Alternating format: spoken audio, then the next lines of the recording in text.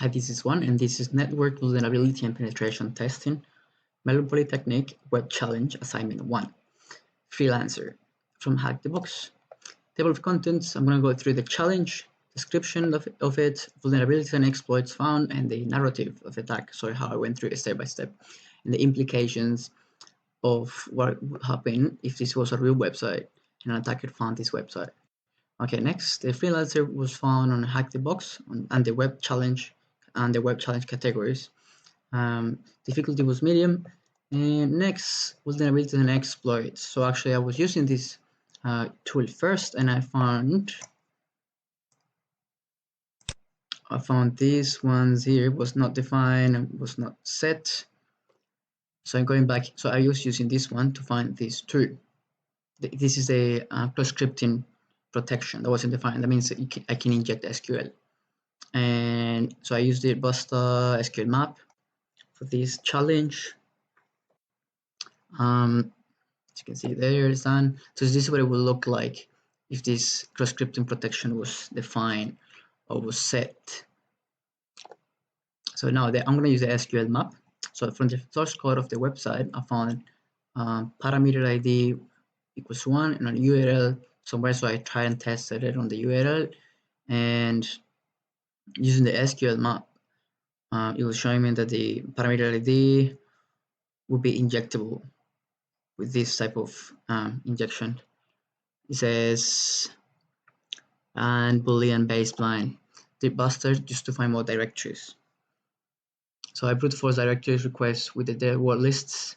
It matches directories, the most common ones, and it gives me the ones that are correct. And I found this directory on this website, which is the administrator panel PHP, which means it's linked to a database.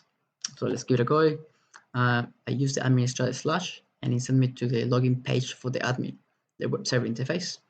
What I'm going to do next is trying to use special characters that shows me if the scripting protection is disabled. So I'm going to do =1, semicolon, all this stuff, and as you can see, it doesn't give me an error, and it sent me to the password. That means I can inject an SQL. Now the SQLmap, I use this command with parameter tables. So it's going to try to find tables for me, and as you can see, this is the result in found portfolio and safe admin, 2 tables and some databases there. Next, I'm going to use this command dump table safe admin. So I'm going to choose this, the second table that we found previously, and this is the result. So this is the ID one, password is encrypted clearly, and safe admin is the username. And it was saved on one of these files in Kali. Now the SQL map, I'm going to use this command, file read var /www. This was given previously on a path of the results. Okay, so I click enter, and then it's asking me if I want to verify if the file was saved, and so I click no. I just want to print it on the terminal real quick to get the flag, and once printed, it gave me this flag here. This one we're gonna use to submit the flag on the website. Once submitted, we submit the flag, and it says correct, successfully completed, done. What would be the implications if this was a real website and the hacker would have access to these databases and tables? So this MySQL database, you can see the first row here, the user, column stats, events, logs, all the information, key categories, keywords, plugins, proxies, servers, and these all the the users. What the criminals would do, would they take this information from users, and they would not, the passwords itself are not the most important one, but all the information that might not be as important for the businesses, like date of birth, what else, addresses, phone numbers, email addresses. They can use these pages to sell it to all the businesses that might be interested in these sort of customers, to take a business advantage against these companies that are being hacked. So they sell it on the dark web.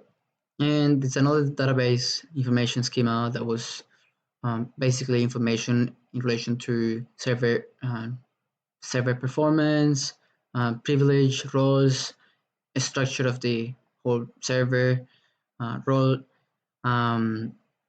What they can do is they can easily just fully encrypt these files to not let the business monitor the state of the servers, so that they can simply encrypt it, and the servers are gonna shut soon. What they do is they do ransomware, so they encrypt all these files and they request for bitcoins or some sort of monetary incentives for the hackers to release these files and decrypt it with the code. And usually you've seen this year has been happening a lot. They get bitcoins, like 3 bitcoins or 5 bitcoins, just to decrypt these files. That might be critical for the business to be online. And this is it. Thank you very much. And I'm just gonna quickly go and show you the website of the challenge. This portfolio contact. This is the the directory that I found to get the access, to get the login page. It's administrat/, and this is the one. And I'm gonna quickly prove what happens. It takes it as a user input. No, it takes it like an SQL query, not as an invalid user. And sends me to the password. I haven't used a password.